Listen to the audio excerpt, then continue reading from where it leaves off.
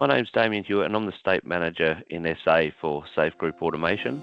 Safe Group Automation has recently delivered a critical infrastructure project in South Australia called the Padalawanga Lake System. This project was a very important, high-profile project for the state. I'm going to show a little video to just give a bit of an overview of what the Padalawanga Lake System is. 9 kilometres west of the Adelaide CBD is the Padalawanga Lake System, also known as the PAT.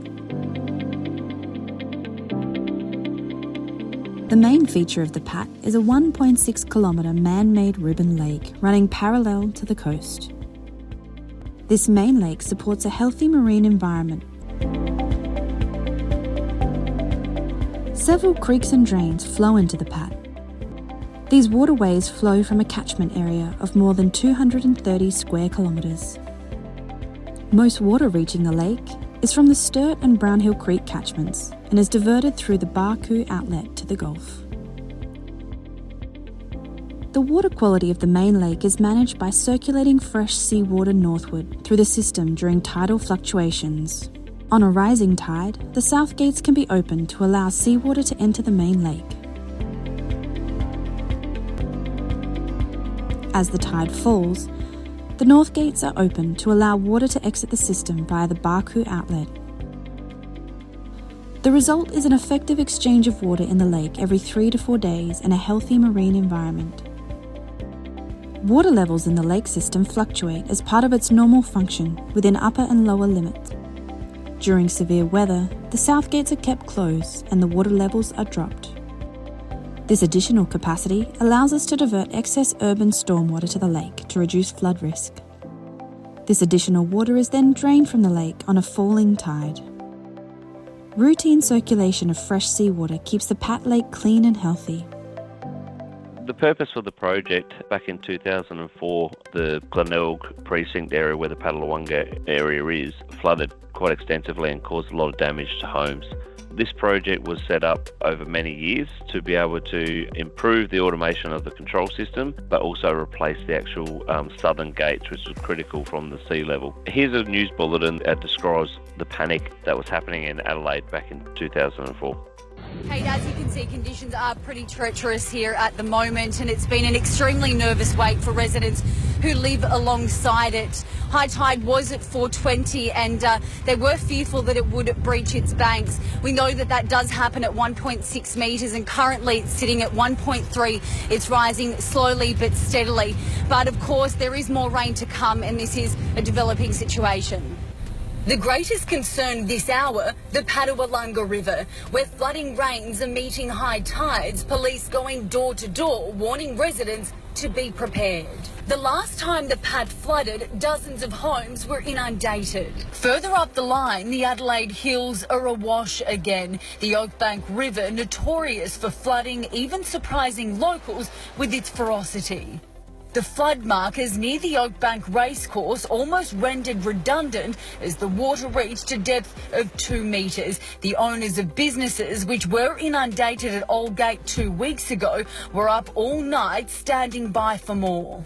That gives a bit of an understanding of the story as to why the control system is so important for the Padalawanga region. And so Safe Group Automation was contracted by McMahon Services to support Department of Environment and Water to upgrade the control system.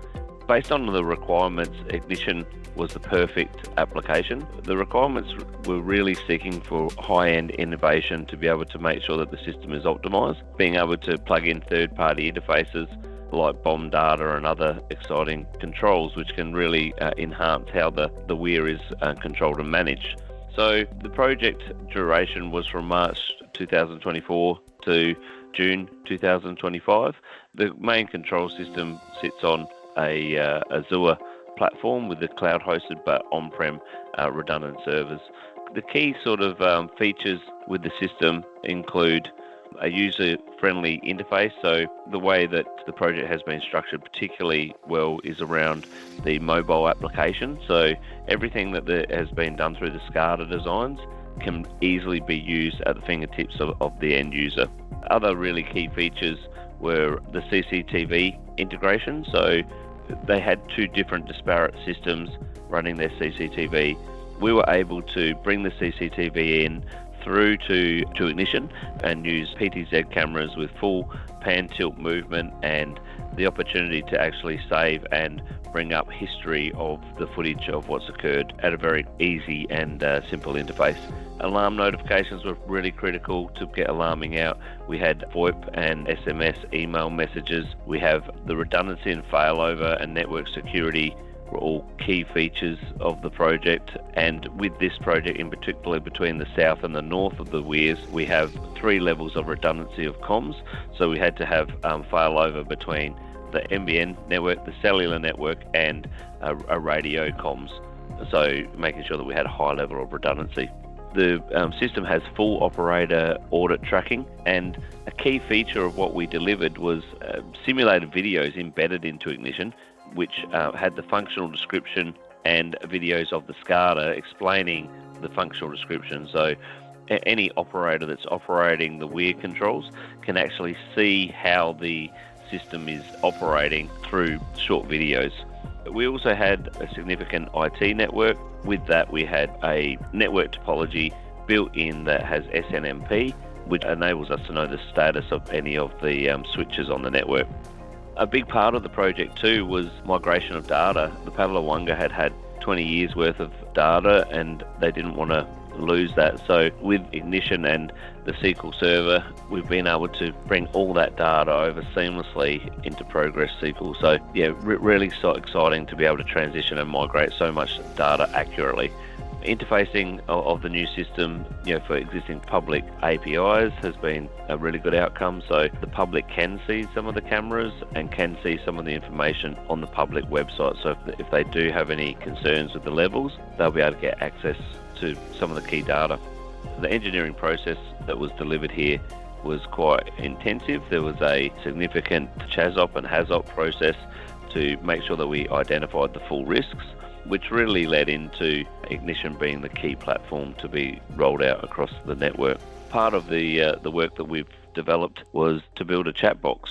There was a big concern around how the operators and the maintainers were being able to communicate when alarms were happening. We built a chat box into Ignition, and the information that's shared, particularly when there is an event that has occurred, it basically allows for the information to be stored and communications to be really seamless through the SCADA platform, rather than doing it through email or other means that get missed out and not captured. In the recent days of the system operating, we have had some really high profile events occur where Paddler-Wonga has been tested, and in previous years probably would have flooded, but we were lucky enough to have the system work as it should. And I've got a short video here that can sort of demonstrate what happened during the day. We recorded the day and we've rolled it down into 5-minute footage. So what you'll be able to see is snapshots of the SES services preparing for flooding and making sure that they're ready for what's about to occur on the network. You'll see on the SCADA the red line. The red line brings in the BOM data for how high the tide's going to be. We actually can predict the tides 5 days ahead, and so you can see on the sea level here the water is raising, and it's going to be raising up to that red line. The main point is you'll see that in the diversion basin of Sturt Creek, as these basins fill up, then we're putting in danger the Paddler-Wonga Lake system. So what you can see here that's occurred over the day, the water has increased. We're using the CCTV footage that we've embedded. We're using HARP protocols to check and validate sensors are still operating as they should be, particularly for level control. You can see through the day is on the SCADA that the levels are increasing, and as the water continually increases, we can see through video, the water flow and the gates opening correctly. We're validating that and making sure that water isn't going into the Paddler-Wonga region. And what you'll see at this stage, the red line has now dropped. Now we're predicting a low tide. So we have actually protected the region, and the SCADA system's done its job. You'll see on the right-hand side the chat box where the communication's occurring during the day between the teams, and the video footage coming in seamlessly into the team. So this shows the gates. All the gates can be controlled easily. The charts allow for trending across pressures, levels, and you'll see now future tide. So the blue line is indicating what the future tide's going to be. The red line is the actual tide. We can see all the times that the gate operates, so if there's any unusual movements, alarms and features acknowledged and cleared alarms become very easy to manage. We can see the history through the reports. We can customise reports which allow for really good features like understanding whether a gate did move up and down. Chat box on the right hand side allows for the communication to be done by the operator and maintainers.